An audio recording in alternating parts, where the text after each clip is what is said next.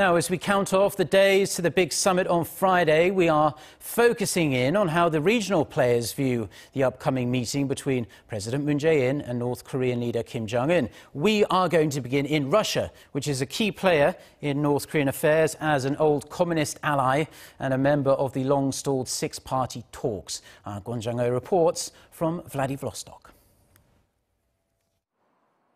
Vladivostok, a Russian port city just a couple of hundred kilometers from the North Korean border, and possibly the setting for an important meeting in the near future. Despite Russia offering support to South Korea and the US for opening dialogue with North Korea, there are some who say Moscow's influence has been somewhat sidelined. But that may not tell the entire story, as there are now rumors that Kim Jong-un is planning to visit Russia in May to meet with President Vladimir Putin. And that meeting could take place here in Vladivostok. Its proximity to North Korea has fueled such rumors. North Korean leaders have traditionally only traveled outside of North Korea by train for security reasons, as seen last month when Kim Jong-un met with Xi Jinping in Beijing. Although a meeting with Putin is not confirmed, the possibility of one shows Russia is still an important partner for North Korea. Russia could be one of the security guarantors for North Korea if negotiations ever come close to making some agreement. Obviously, some guarantees will be needed, and I think Russia is one of the powers which would be able to provide such security guarantees to Pyongyang. Local experts stress that Russia wants a peaceful Korean peninsula not only to avoid a nuclear war on their doorstep, but also because of the mutual economic potential. Currently, the Trans-Siberian Railway goes from Vladivostok in Russia's Far East almost 10,000 kilometers to Moscow.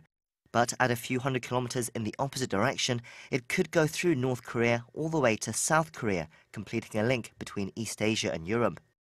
Moscow has invested some $300 million into the Rajin Hassan project, a rail line which connects Russia and North Korea. But due to international sanctions, activity has halted and its full potential remains unexplored. For more than about 30 years, people in various countries in this area speak about cooperation, and North Korea is the only obstacle for this fast development, for cooperation.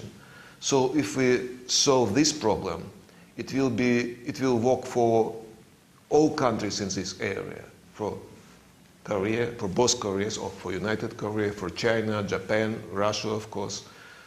The upcoming North Korea summits with South Korea and the US have also led to talks of reconvening the six-party talks.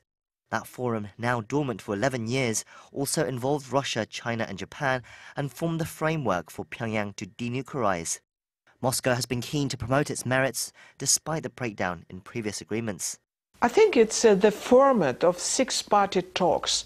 It's very important. When we try to understand the current situation with nuclear crisis, I think it's important just to know who are, the participants of such kind of crisis. The United States and the North Korea? No, because we have the region and we have different actors. Despite the stakes for Russia, how deeply involved Moscow will be remains to be seen, especially as President Putin has other foreign policy concerns on his plate at the moment, namely in the Middle East and Eastern Europe. But any international deal with North Korea will likely need to involve input from Moscow.